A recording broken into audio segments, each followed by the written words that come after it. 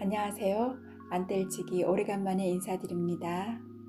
오늘 들려드릴 작품은 이호철님의 달아지는 살들입니다. 이 작품은 분단 현실에 대한 치열한 고민을 다루고 있는 작품으로 한 가족이 응접실에 모여서 20년 전 북에 두고 온 맏딸을 기다리는 상황으로 시작됩니다. 70살이 넘은 반백치의 집주인과 시아버지에게 충실한 정혜, 그리고 집안을 둘러싸고 있는 정신적 위기감에서 벗어나려는 딸 영희 등 비정상적인 가족들의 불협화음이 사실적으로 그려지고 있습니다. 이제 작품 속으로 들어가 보도록 하겠습니다. 편안한 시간 되십시오.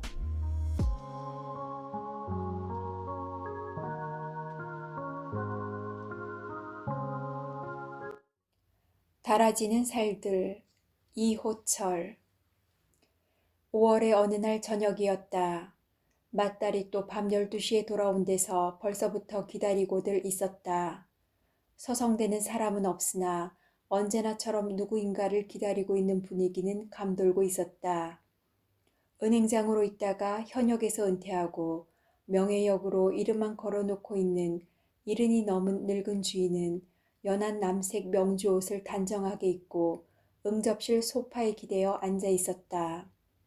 단정하게 입긴 입었으나 어쩐지 헐렁헐렁해 보이고 축 늘어진 앉음새는 속이 허하여 혼자 힘으로 일어설 힘조차 없을 것처럼 보였다. 귀가 멀고 반백치였다. 그러나 허연 살결의 넓적한 얼굴은 훨씬 젊어 보이고 서양 사람의 품격을 느끼게 하였다. 며느리 정혜와 막내딸 영희가 옆자리에 앉아 있었다. 며느리의 한복 차림을 싫어하는 왕년의 시아버지의 뜻대로 정혜는 봄 스웨터에 통이 좁은 까만 바지 차림이고 영희는 원피스를 입고 있었다. 며느리와 시누이는 사이좋은 자매를 연상케 하였다. 세 사람은 모두 넓은 창문 너머 어두운 뜰을 내려다보고 있었다. 정혜는 시아버지의 한 팔을 부축하고 앉았고 영희는 옆에 한 손으로 턱을 받치고 앉았다. 바깥은 어둡고 뜰 변두리의 늙은 나무들은 바람에 불려 서늘한 소리를 내었다. 처마 끝 저편에 퍼진 하늘에는 별이 총총하게 박혀 있으나 아스무리한 초여름 기운에 잠겨 있었다. 집은 전체로 조용하고 썰렁했다. 꽝당 꽝당. 먼 어느 곳에선 이따금 여운이 긴 쇠붙이 두드리는 소리가 들려왔다. 밑거리의 철공장이나 대장간에서 벌겋게 단 쇠를 쇠망치로 두드리는 소리 같았다. 근처에 그런 곳은 없을 것이다. 그렇다면 굉장히 먼 곳일 것이었다.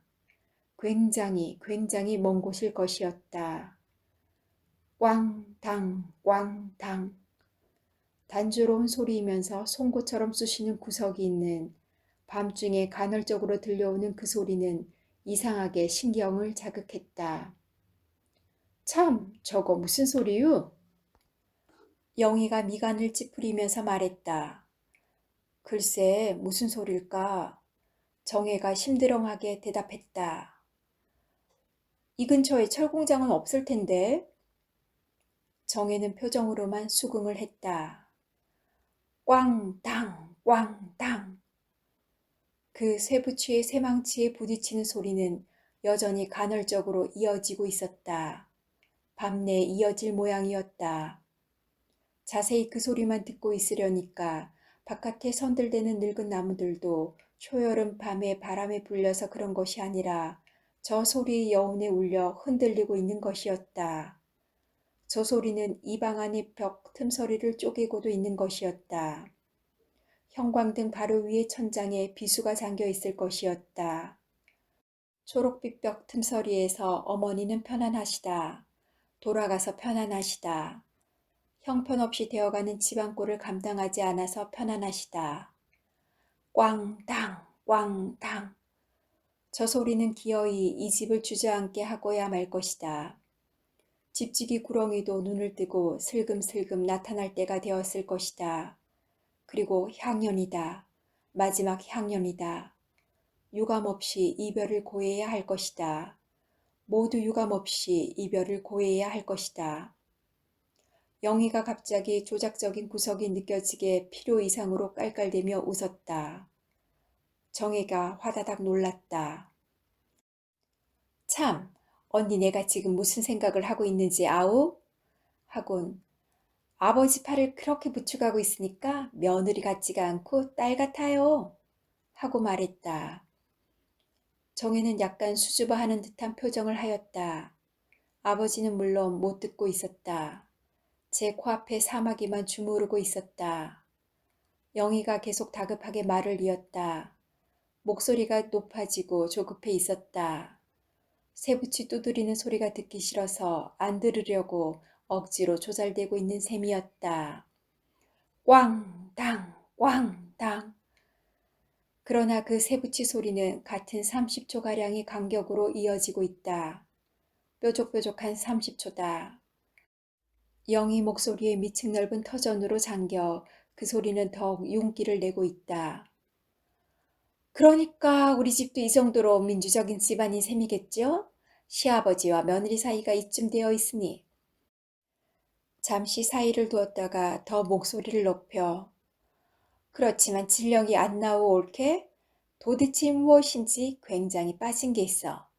큰 나사못이라도 좋고 받들어주는 기둥이라도 좋고 아이 안 그렇소? 정혜는 시아버지를 닮아 있었다. 시아버지와는 다른 성격으로 백치가 되어 있다. 대화란 피차 신경을 긁어놓기 위해서 밤낮 할 짓이 없이 이렇게 앉아있는 사람들끼리 잊어버렸던 일을 되불러 일으켜 피차 골치를 앓게 하기 위해서 쓸모없는 사변을 위해서 태어난 것은 아니라고 그렇게 믿고 있는 듯 보였다. 오늘 저녁도 12시유? 영희가 또 말했다. 계속해서 오빤 또 2층이겠수? 하곤 참, 그인 아직 안 돌아왔죠? 그 일한 선제일 것이다.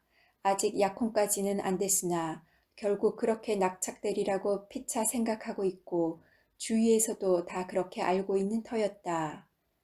이북으로 시집을 가서 이젠 20년 가까이 만나지 못한 언니의 시사촌 동생이라니 그렇게 알밖에 없었다. 일사후퇴 때 월남을 하여 험한 세상 건너오면서 그 나름의 두터움이 배어들 만도 하였다. 3년 전에 세상을 떠난 늙은 어머니가 그를 몹시 아껴주고 측은해 하였다. 제 맏딸의 시동생이라는 연주를 생각해서였을 것이다. 역시 이른이 되어 노망도 들긴 했지만 맏딸의 이모저모를 선제에게 되풀이 물어보는 눈치였다.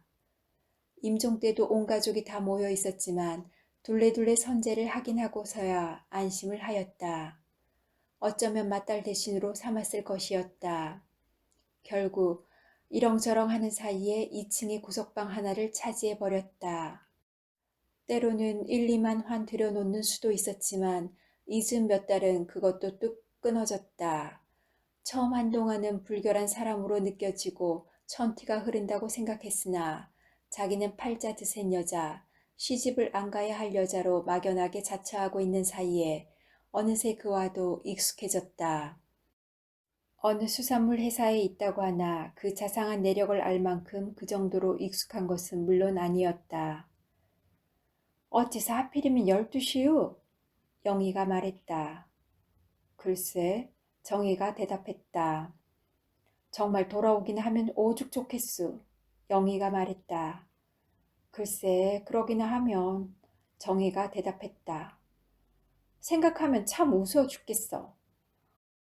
영희가 웃지는 않고 웃는 신용만을 하고는 장난치듯이 말했다. 숫째 우리 모두 헤어져 버립시다. 어떻게든 살기는 되겠지 뭐. 뿔뿔이 헤어져 버려. 그까짓 거 뭐 어때요? 쉬울 것 같아. 차라리 한번 그렇게 해보자는 셈으로 익살맞게 눈을 치켜 올려 떴다. 마침 성식이 층층 다리를 내려와 안복도로 통하는 문을 살그머니 열었다. 정혜와 영희의 시선과 부딪히자 영희 쪽을 향해 왜들 그러고 앉았어? 하고 물었다. 영희는 희죽이 웃으면서 조금 가시가 돋친 소리로 말했다. 오빤 여전히 파자마 차림이로 구려. 또 언니를 기다리지 않으? 성식은 대답이 없이 아버지의 건너편 의자에 앉았다. 영희가 말했다. 오빠, 오늘도 12시요. 글쎄. 곧 이어서 같이 안 기다릴라우? 성식은 대답이 없이 신문을 펼쳐들었다. 이 집 젊은 주인이니까 같이 기다려야지 뭐. 안 그렇소 언니? 하곤 아버지 쪽을 향해 손짓을 섞어 큰 소리로 아버지! 오빠도 기다려진대요. 오빠도. 아버지는 병적으로 놀란 얼굴을 하며 딱히 알아듣지는 못난 눈치나 머리를 끄덕였다. 뚜렷하게 내색은 안 내지만 오빠가 선재와 자기와의 일에 철저하게 방관적인 것을 영희는 알고 있다. 선재를 경멸하고 있는 눈치다. 딱히 선재를 사랑하고 있는 것도 아닌데 오빠의 그런 투가 영희의 자존심을 긁어놓았다.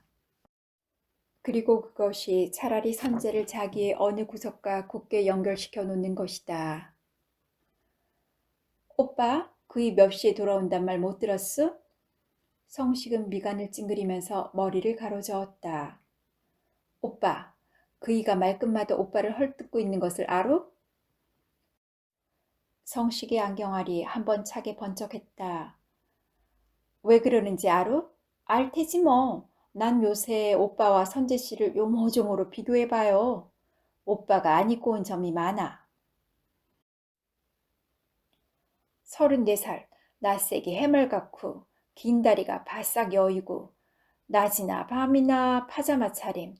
음악을 공부한다고 하다가 대학은 미술대학을 나오고 미국을 두어 번 다녀온 후론 취직을 할 염도 않고 그렇다고 딱히 할 일도 없고 막연하게 작곡가를 꿈꾸고 있고 그 다음 오빠를 설명할 얘기가 또 뭐 있을까? 안경알만 또 번쩍했다.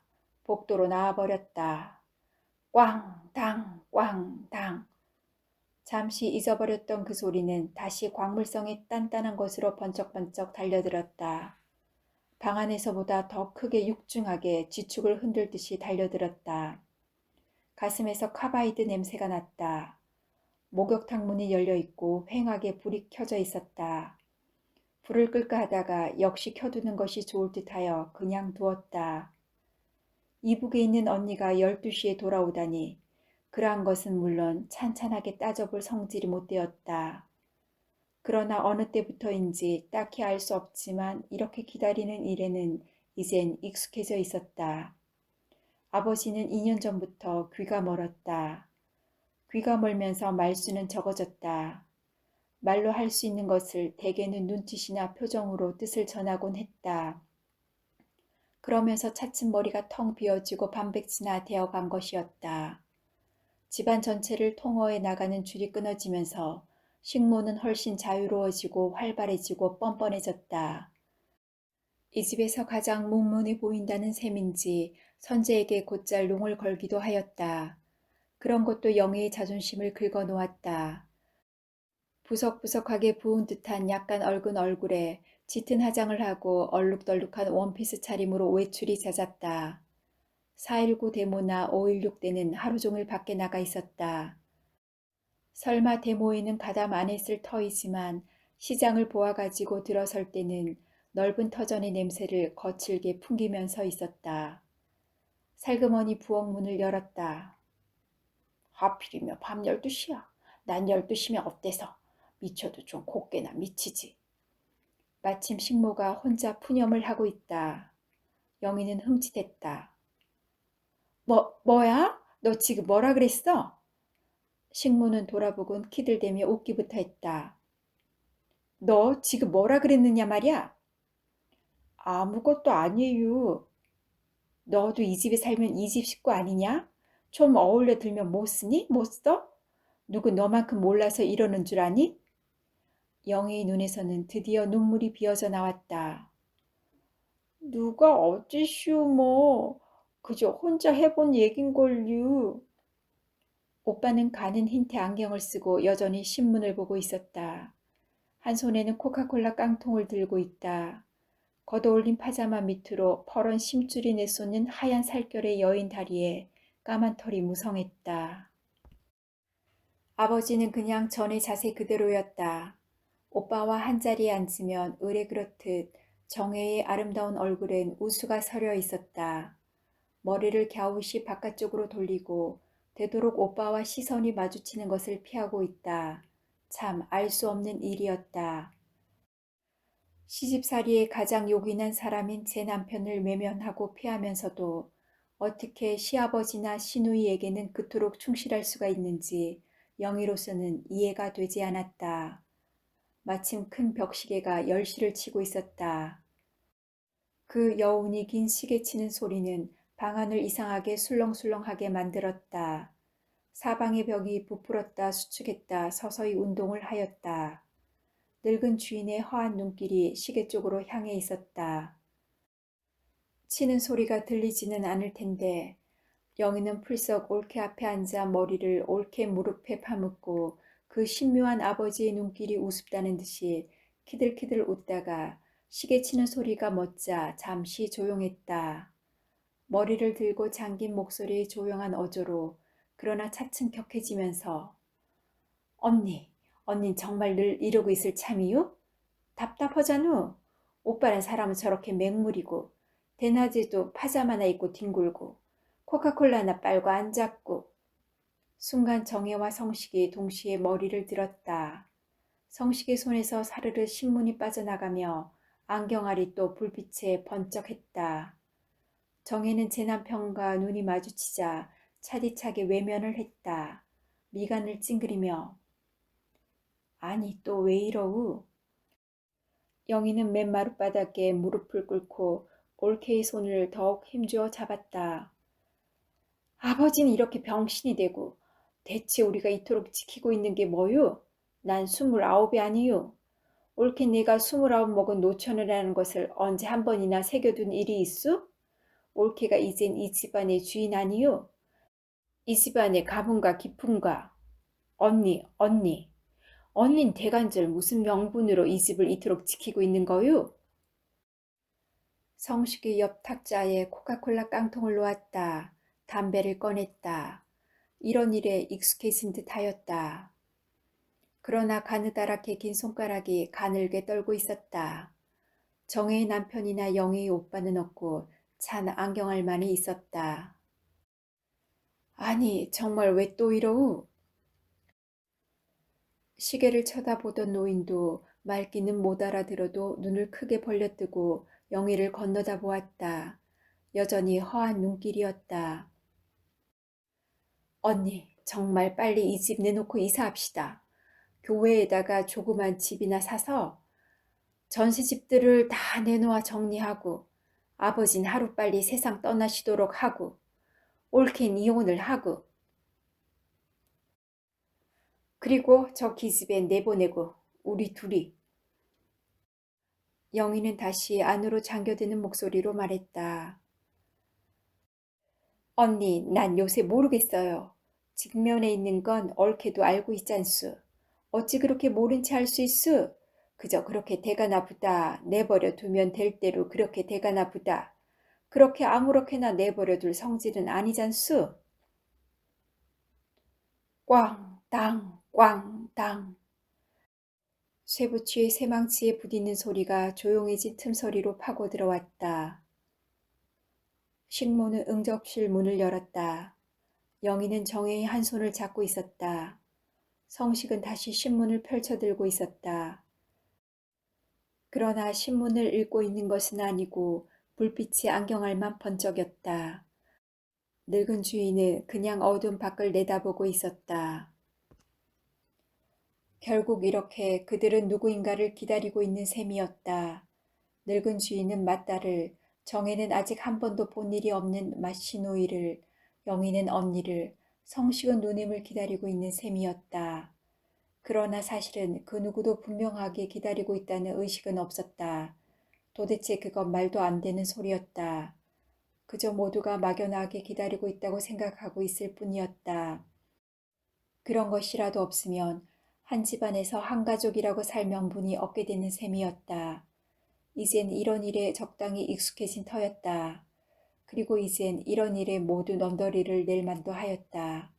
결국 이 기다림의 향연은 늙은 주인이 역시 아직은 이 집안의 주인이라는 것을 암시해 보여주는 대목이기도 했다. 맏딸이 돌아온다고 고집을 부리면 맞이할 준비들을 해야 하는 것이었다. 그렇게 기다리는 자세를 취하고 있으면 돌아올 것 같은 실감이 나기도 하였다. 식모는 잠시 그냥 서 있었다. 한번 소리를 내어 가볍게 웃어보고 싶었으나 영희 언니 밖에서 찾아요 하고 말했다. 영희가 화다닥 놀라 일어섰다. 뒷머리를 두어 번 내리쓰다듬으며 밖으로 나갔다. 불빛에 있다가 나와서 밖은 새까마했다. 고무신을 끌고 조심조심 큰 문 앞으로 갔다. 문을 열었다. 골목길이 휑하게 뚫리고 그 큰 길과 맞닿은 어귀에 자파상불이 안온하게 환했다. 차츰 주변의 음영이 잔잔하게 부풀어 올랐다. 형광등 불빛에 비해 그 불구스름한 자파상의 전등불빛은 따뜻한 가라앉음을 느끼게 해주었다. 영희는 일순 무엇인가 그리워진다고 생각하였다. 옆 담벼락에 누군가 기대어 서 있다. 또 술이 엉망으로 취한 선재였다. 직감으로 술이 만취한 것을 알자 영희는 또렷한 저항감이 달콤한 것이 되어 온몸 구석구석으로 퍼졌다. 술 안 먹는 선재보다는 이렇게 술이 취한 선재가 훨씬 좋았다. 선재 등 뒤로 다가가 입술을 지그시 깨물며 어깨에 한 손을 얹었다. 제법 따뜻한 솜씨라고 스스로 느꼈다. 술이 많이 취했군요. 하고 말을 이었다. 왜 들어오지 못하고 밤낮 나부터 찾아요. 뭐 꺼릴 게 있다고. 그런 건 선재씨답지 않아요. 선재는 엉거주춤하게 돌아서며 별 뜻이 없이 허붓하게 한 번 웃기부터 했다. 술 취한 사람치고는 또렷한 소리로 내던지듯이 말했다. 나 마셨어. 우습지? 우습지 않아? 우습지. 참 영희에게 뭐 좀 따져봐야겠어. 따져보나 마나지 뭘. 영희도 비죽이 웃으며 팔깍지를 끼었다. 어두운 속에서 선재는 한번 굳더라고 넘어질 듯 하다가 말했다. 우리 나가자. 당장 나가자. 이 집을 나가자. 어때? 그래 나가요. 어차피 나가게 될 걸 뭐. 영희가 조용히 말했다. 오늘 밤 당장 나가. 지금 당장. 영희는 가볍게 웃었다. 정말이란 말이야. 정말. 정말이란 말이야. 선재가 말했다. 무엇이 정말이라는 것인지는 모르겠지만 분명히 정말은 정말이라고 영희도 생각했다. 꽝당 꽝당. 쇠붙이에 쇠망치 부딪히는 소리는 여전히 계속되고 있었다. 바깥에 나와서 이렇게 술이 취한 선재가 마주 서 있어서 그 쇠붙이 소리는 훨씬 자극성이 덜해져 있었다. 차라리 따뜻한 초여름밤에 가락을 띠고 있었다. 정말이야 정말. 선재가 또 말했다. 알아요 글쎄. 영희가 속삭이듯이 말했다. 오빠나 정혜와 마주 앉으면 의뢰 자기가 하고 있는 소리를 지금은 선재가 그다운 가락으로 하고 있고 영희는 듣고 있는 편이 되어 있었다. 술 취한 선재와 이렇게 마주서니까 그 수다한 언어라는 것이 먼지 낀 흔한 세상 티끌처럼 넘겨다 보였다. 선재는 갑자기 모가지를 앞으로 길게 내빼어 들며 토할 몸짓을 했다. 두어 번 쾌쾌거리더니 토하기 시작했다. 영희가 재빨리 두 손을 오므려 선재의 입에 가져다 댔다. 끈적끈적한 것이 두 손에 당겨졌다. 영희는 웬일인지 웃음이 복박쳐 올라와 킬킬대고 웃으면서 그것을 길 한옆에 버리고 벽돌담에 손바닥을 두어 번 문질렀다. 어둠 속에서도 선재의 눈에 눈물이 괴어 있었다. 그것을 문질러 주었다. 선재는 또 한 번 허붓하게 웃었다. 영희는 한 팔로는 선재의 전신을 부축하고 한 손으로는 등을 두들겨 주었다.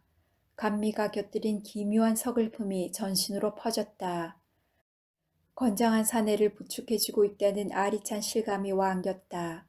동시에 결국은 이렇게 낙착되고 있구나, 이렇게 되는구나 하고 생각했다. 선재의 등을 두들겨주며 한쪽 볼을 그 등에 착 대었다. 육중한 온기가 느껴지고 심장 뛰는 소리가 요란하고 나무들 사이에 하늘에는 별이 총총했다. 꽝, 당, 꽝, 당. 세부치 소리는 어느덧 평범하게 멀어져 있었다. 근육이 좋은 사내가 앉아서 혹은 서서 두드리고 있을 것이었다. 불꽃이 튀기도 할 것이다. 그 근처 뜰에는 사람들이 둘러앉아서 이 거리에 이야기를 하고 있을 것이다. 5월 밤이 익으면 저녁밥도 적당히 사가지고 모에 앉아서 얘기하기가 좋을 것이다. 담뱃불이 두서너 발갛게 타고 있을 것이었다. 저 소리 들려요? 영희가 나지막하게 물었다. 무슨 소리? 선재는 어눌한 소리로 되물었다.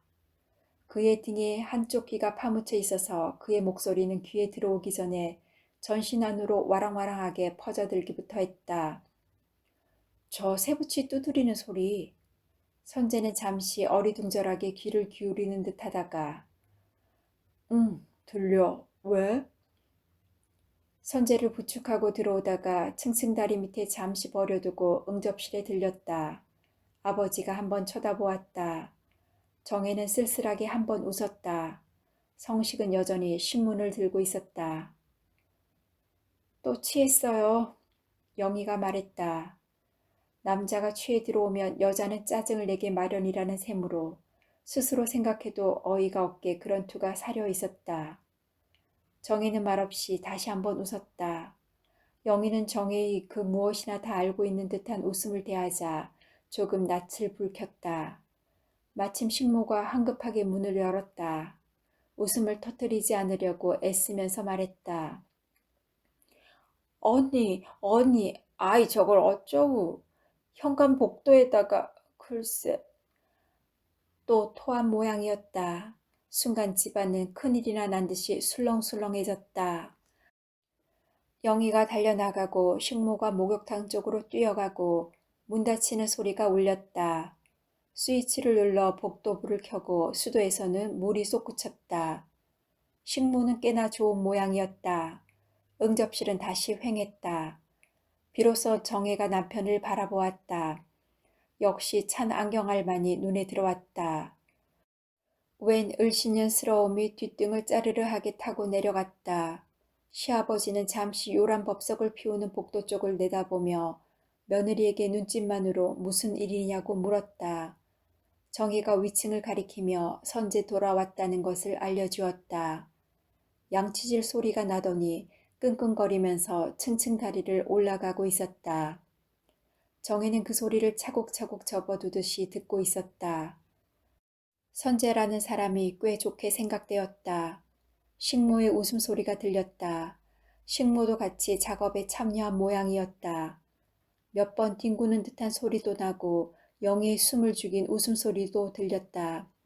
일순 집안이 다시 조용해졌다. 위층에서 문 닫는 소리가 들리고 식모의 말소리가 짤막하게 나고 층층 다리를 쿵쾅거리면서 내려오고 있었다. 성식이 천천히 일어서더니 말없이 나가려고 하였다. 여보 하고 정희가 불렀다. 2층으로 가요? 안경 아래 가려 표정을 알 수 없는 성식은 대답이 없이 그냥 이편을 내려다보다가 기어이 나갔다.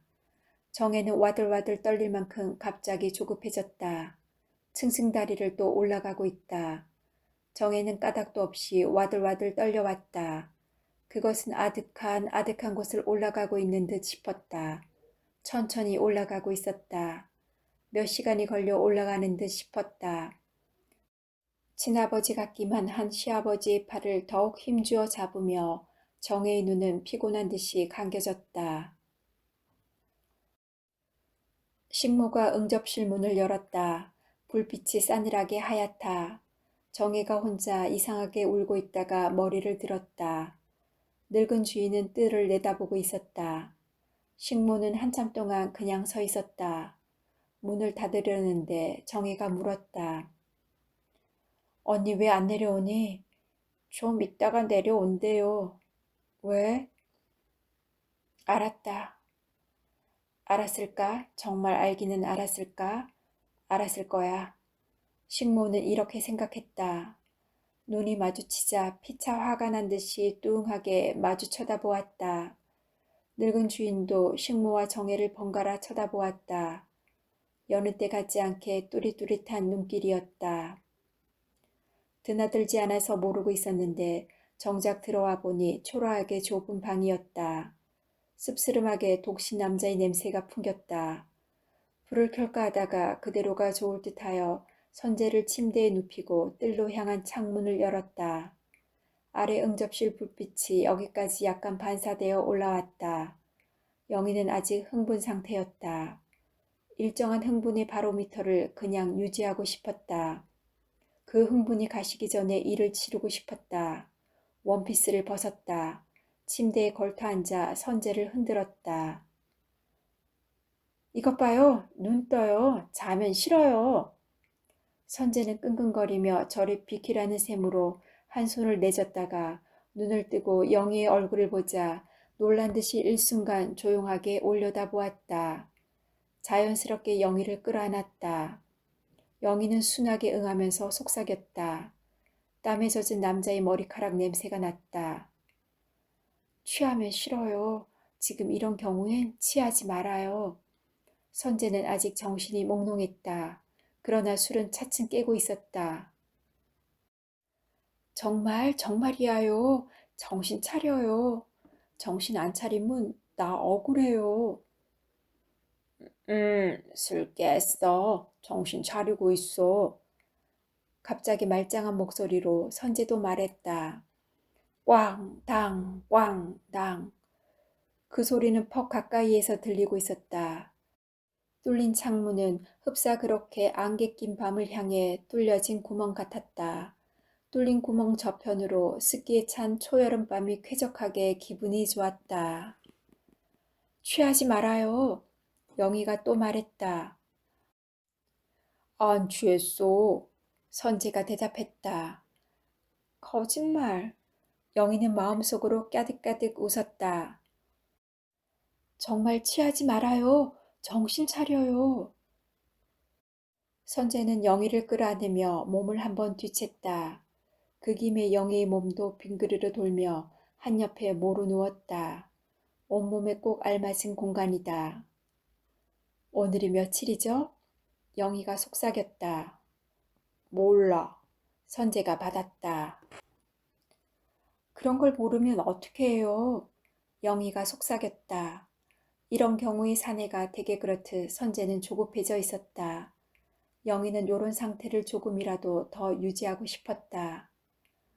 왜 이리 급해요? 급하게 서둘지 말아요. 우리 얘기부터 해요. 자세를 취할 듯한 선재를 밑에서 끌어안으며 영희가 달래듯이 말했다. 선재는 다시 거북이 등이 올려 솟구듯 어두무레한 속에서 움찔움찔 일어나고 있었다.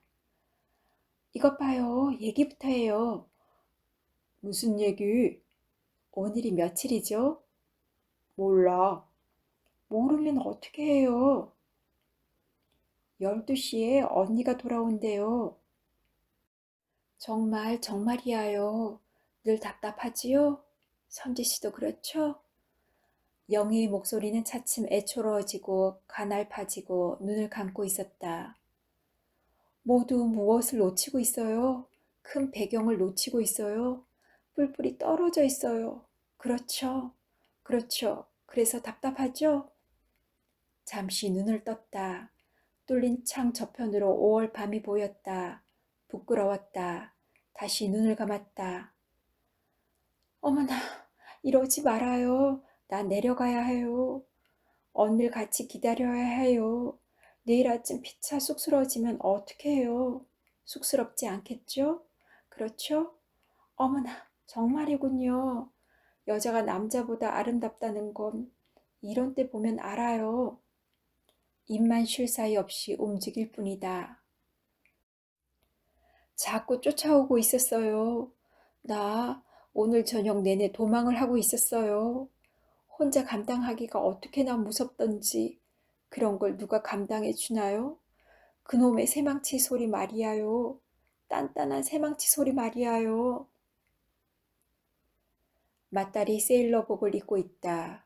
세일러복을 입은 애들은 주렁주렁 달고 있다. 새하얀 깃에서 바닷물 냄새가 난다. 손엔 전구 라켓을 들고 있다. 이겼어요! 이겼어요! 아버지! 하며 매달린다. 어떻게 이겼니? 이렇게 이겼죠 뭐. 맏딸은 라켓을 휘두른다.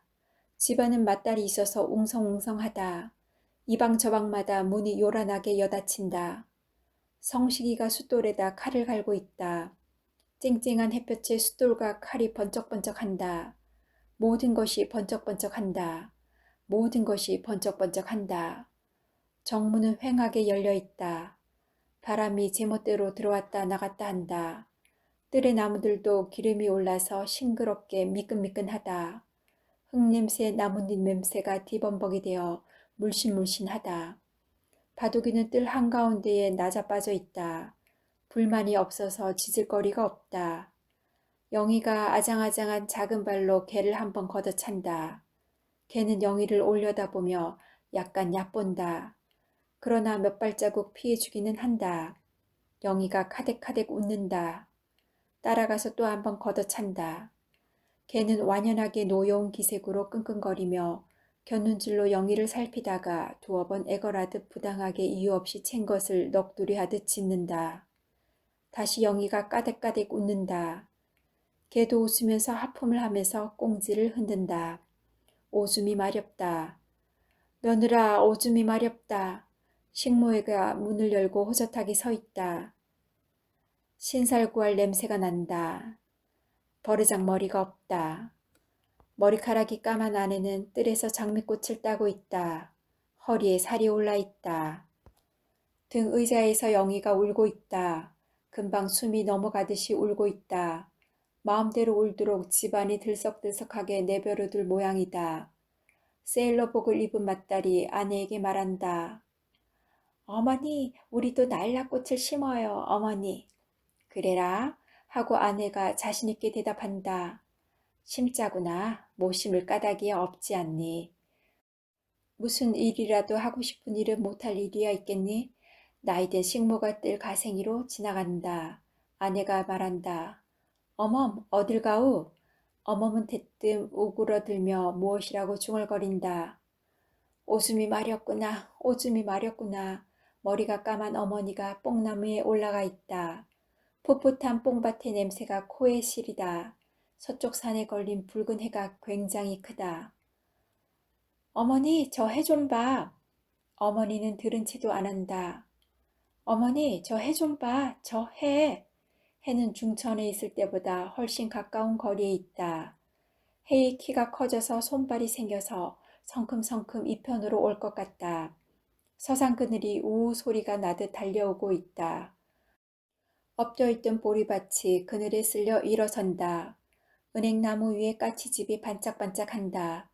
죽은 어머니를 끌어안고 울다가 아버지는 뜰에 나와서 또 울고 있다. 어머니의 풀어진 머리카락이 길어서 어머니 같지가 않다. 지붕 위에 수염이 시커먼 사람이 올라가서 이상한 고함을 지른다. 사방이 쩌렁쩌렁 울린다. 밑에서 아버지가 울다가 그 사람을 치어다본다. 마을 사람들이 웅성거리며 몰려온다. 갓을 쓰고 흰 두루마기를 입고 차례차례로 와서 절을 한다. 집안은 물씬물씬 국수 국물 냄새로 찬다. 웅성웅성하여서 좋기도 하고 어머니가 죽었대서 서러워지기도 한다. 아버지가 자꾸 운다. 아버지 울지마, 울지마. 20년 만에 양복을 입고 돌아온다. 아버지는 또 운다. 아버지 울지마. 며느라 오줌이 마렵구나. 오줌이 마려워. 글쎄, 그러면 그렇지. 영희가 문을 열었다. 오빠, 자우? 하고 물었다. 자지 않죠? 자지 않겠지 뭐. 성식은 침대에 비스듬히 누운 채 들어서는 영희를 건너다 보았다. 안경을 벗고 있어서 더 바싹 여의어 보였다. 푸르스름한 불빛이 바닷속처럼 썰렁했다. 방이 넓어서 천장도 더 휑하게 높아 보였다. 침대 가장자리에 앉아 영희가 조용히 불렀다. 오빠.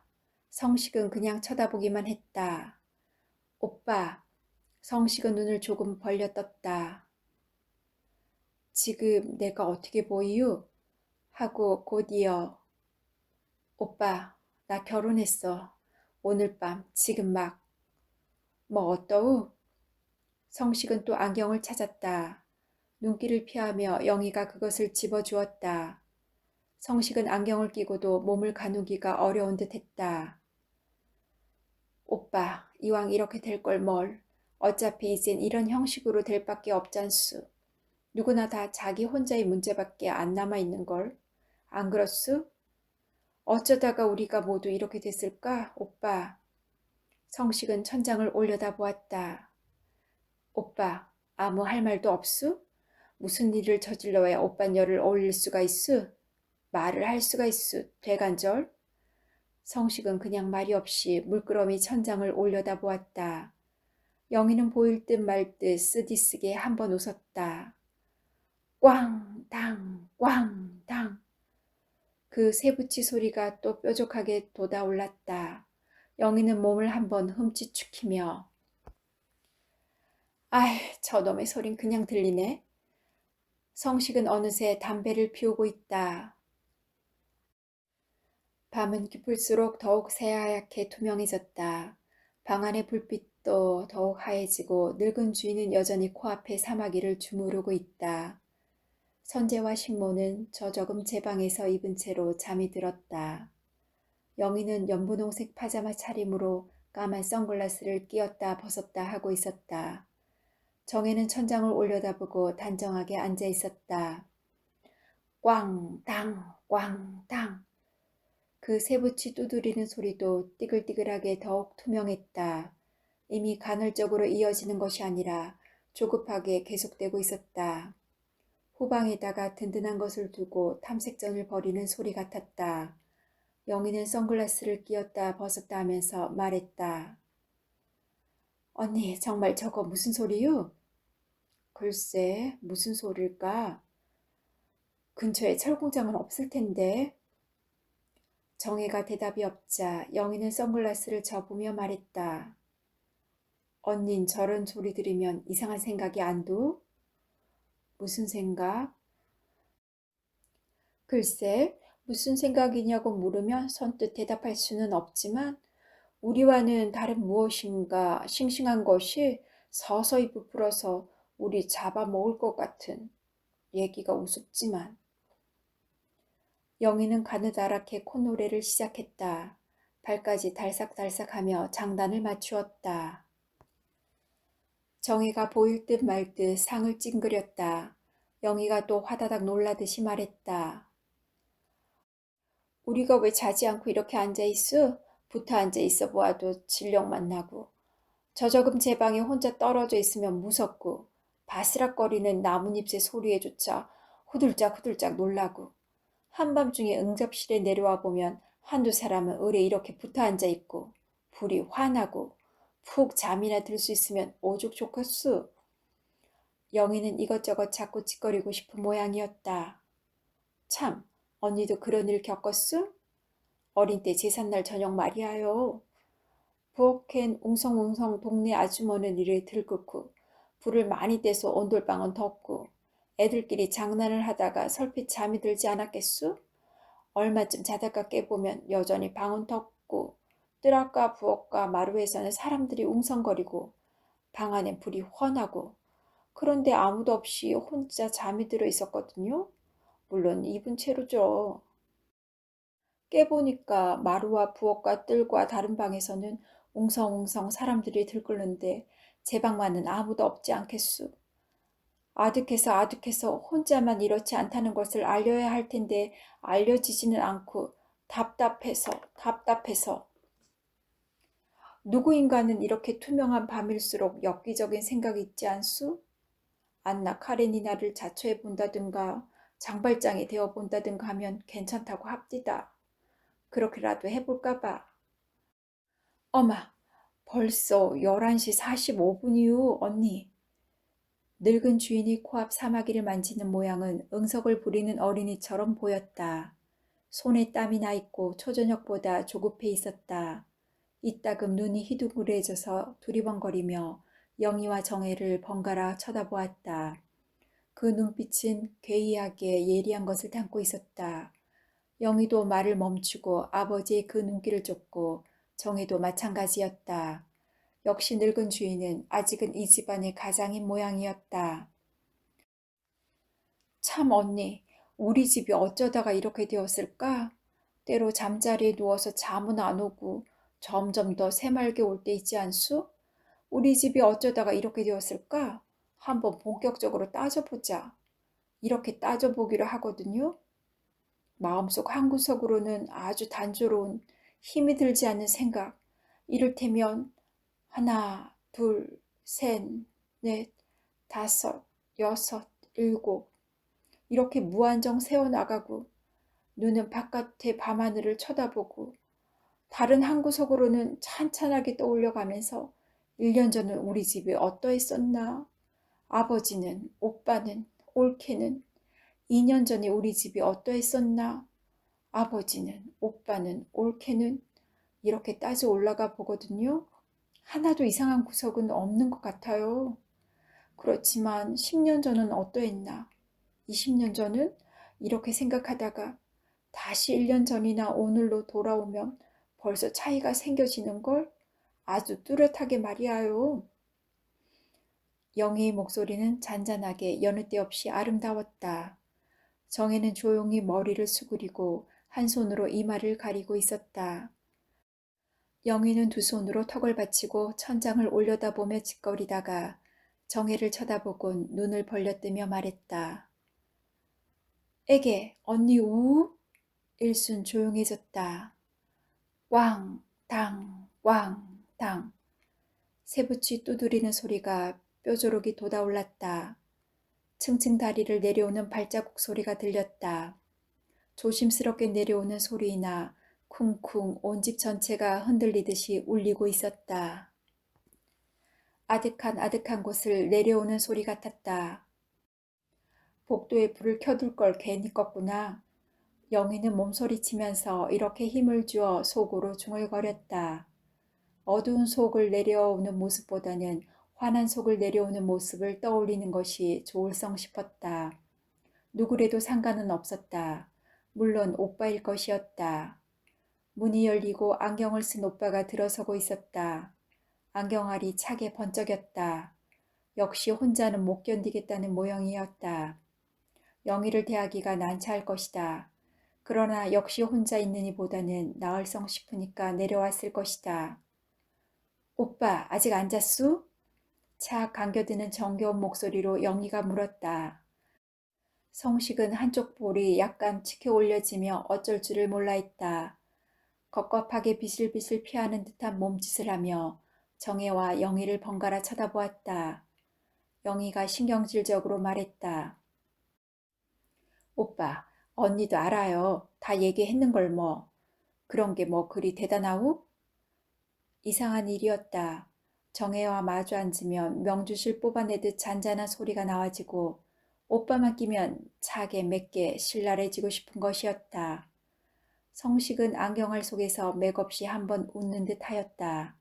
순간 영희가 쾌재를 부르듯 두 무릎을 맨바닥에 대며 털썩 내려앉았다. 무릎걸음으로 성식 앞으로 다가가며 물었다. 오빠, 웃고 있수? 오빠, 웃고 있수? 이제 웃었수? 영희는 두 무릎으로 악착스럽게 성식 앞으로 다가갔다. 성식의 무릎을 잡고 흔들었다. 오빠, 정말 이제 웃었수? 성식은 무엇을 털어내기나 하려는 듯이 상을 찡그리면서 뒤로 물러가려고 하였다.